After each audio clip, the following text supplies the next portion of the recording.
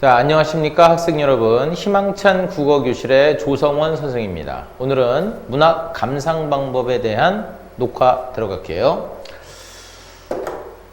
자, 우선 문학 감상 방법과 비슷한 말은요, 문학의 소통 구조라고 합니다.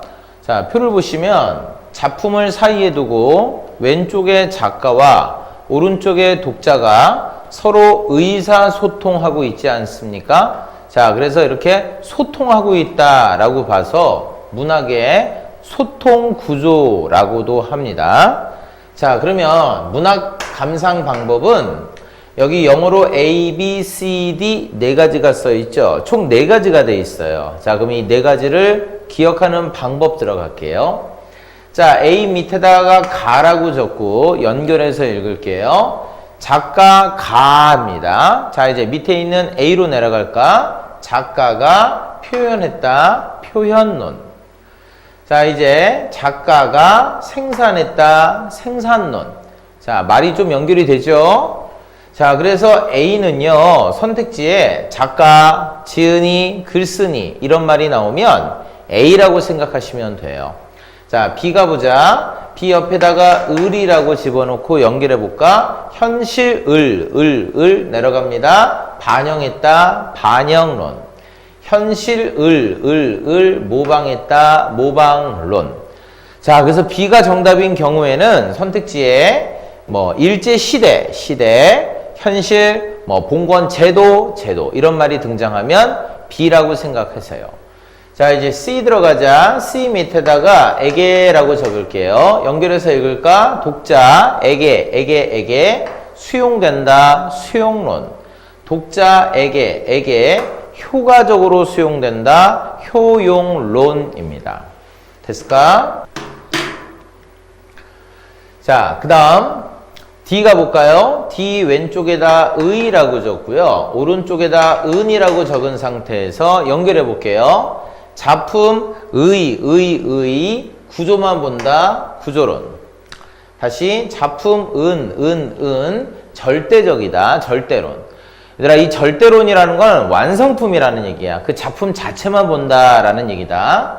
자, 그래서 이 D번이 정답일 경우에는요. 칠판 보세요. 자, 시하고 소설을 같이 볼게요. 자, 시 속에는 화자가 있고요. 소설 속에는 서술자가 있죠. 자, 근데 주의할 점이 있습니다. 자, 작가와 화자, 서술자는 다른 인물이에요. 작가는요, 작품 바깥에서 글을 쓰는 사람이죠. 화자하고 서술자는 작품 속에서 이야기하는 사람이에요. 자, 위치가 다르지 않습니까? 자, 그래서 화자, 서술자는 작품 속에 있으니까 바로 구조론, 절대론입니다. 자, 이것 말고 시에는 운율, 함축적 의미, 시상전개 과정, 주제 같은 게 있고요. 소설에는 인물, 사건, 배경, 구성, 주제 같은 게 있죠. 자, 이런 것이 나오는 것이 바로 D에 해당된다 라고 보시면 돼요. 자, 참고로 A, B, C, D 중에서 요 D가 제일 시험 문제에 많이 나옵니다. 자, 그리고 다시 앞으로 가보자. 우리 작품을 사이에 두고 A, B, C가 작품 바깥에 있죠. 그래서 이 A, B, C를 묶은 것을 외세적 관점, 외세적 접근법이라 하고요. 자, 작품 안에 D가 있죠. 자, 그래서 안만 있는 것을 내세적 관점, 내세적 접근법이라고 합니다. 역시 D번이 제일 중요해요. 자, 그리고 A, B, C, D를 다 묶어서 감상하는 것을 종합적 관점이라고 합니다. 자, 그러면 이제 찾는 공식 들어갈게요. 선택지에서 항상 기준이 되는 단어부터 먼저 찾으시고요. 그리고 두 개가 나열될 경우에는 어떤 것이 더 중심인지를 파악할 수 있어야 됩니다. 자, 그러면 문제로 들어가기 전에 다시 한번 정리해 볼까요?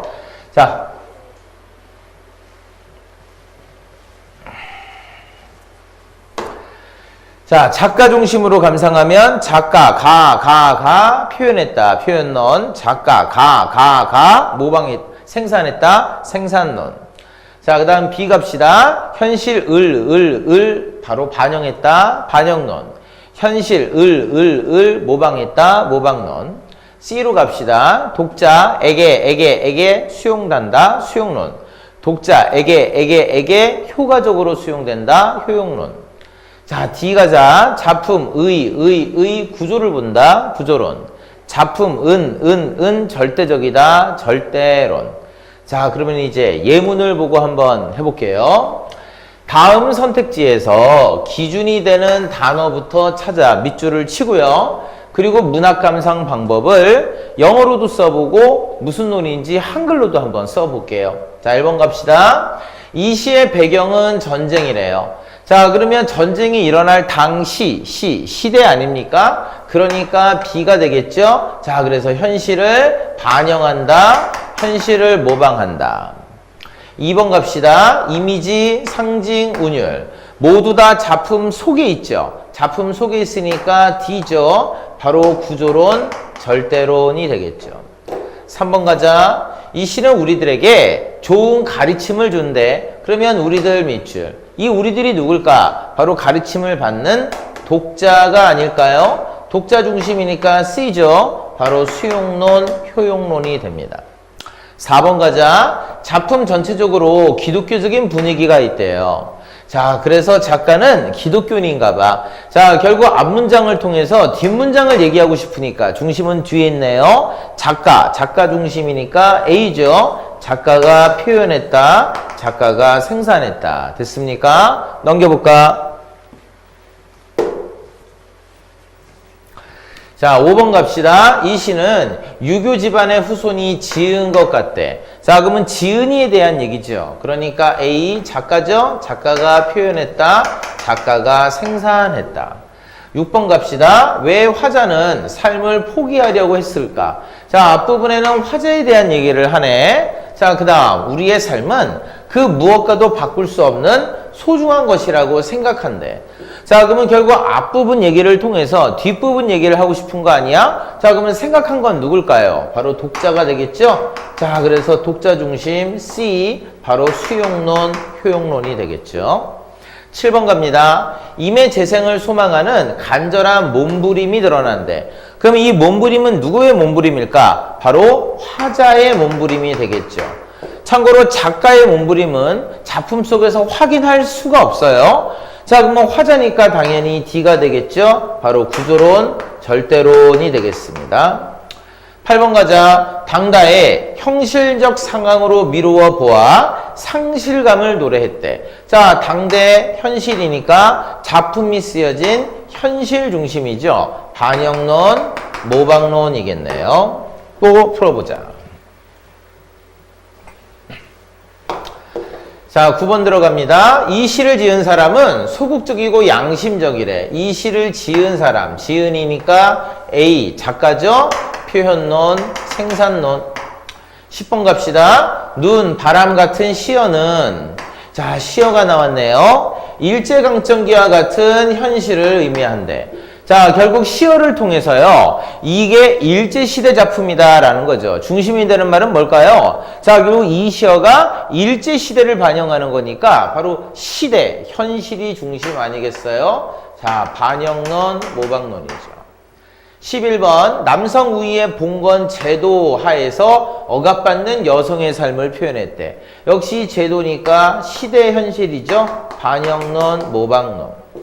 12번 갑시다. 나라 잃은 서름이 작품 도처에 나타난대. 그러면 나라를 잃었을 당시니까 당시 시대 현실이죠. 역시 B번 반영론, 모방론이죠. 자, 또 해볼까요? 자, 13번입니다. 작자는 당시 공부를 많이 한 지식층의 여성이래. 작자. 자, 작가 중심이죠. 표현론, 생산론. 14번. 아들에 대한 어머니의 사랑은 정말 아름답대. 그리고 어머니께 효도를 해야겠어. 겠어. 누가 느낀 거야? 독자가 느낀 거죠. 자, C. 바로 독자 중심, 수용론, 효용론이죠. 15번 가자. 나도 이 작품의 사물처럼 온갖 어려움이 닥친다 해도 꿋꿋이 견뎌내야겠어. 누가 느낀 거예요? 역시 독자가 느낀 거죠? 자, 그래서 C. 바로 수용론, 효용론이 되겠죠. 16번 갑시다. 이 작품은 시인 자신의 상실의 체험을 그리는 거래. 시인이죠? A번. 작가 중심이니까 표현론, 생산론이 되겠죠. 자, 넘겨볼까요? 17번. 사소한 사물에서 이런 의미를 찾아낸 작가의 관찰력입니다. 작가니까 바로 A번. 작가 중심, 표현론, 생산론. 18번. 민족의 장래를 위해 희생하는 태도를 지녀야겠다고 생각했어. 누가? 바로 독자가. 독자 중심 C. 수용론, 효용론. 19번 갑시다. 먼저 배경을 제시하고요. 다음에 감정을 드러냈대. 이게 바로 표현 기법 아닙니까? 표현 기법은 작품 속에 있죠. 그러니까 D번. 구조론, 절대론이 되겠죠. 20번 갑시다. 자연물과 악기 연주를 통하여 자신의 고독한 처지를 드러내는 표현 기법. 역시 똑같이 작품 자체죠. 구조론, 절대론이 되겠죠. 자, 이제 마지막 두 문제 남았습니다. 자, 21번. 광명이오리라는 시인의 신념이 반영됐대요. 시인이니까 A번. 작가 중심, 표현론, 생산론. 22번. 이 작품은 현대인의 메마른 정서를 일깨운대. 자, 현대라는 말만 있으면 시대죠. 하지만 현대인은요, 독자 아니겠어요? 독자 중심이니까 C번. 수용론, 효용론이 되겠죠. 자, 이런 식으로요, 문학 감상 방법, 문학 소통 구조에 대한 수업을 여러 가지 예제를 통해서 배워봤습니다. 자, 고생했습니다. 여기까지.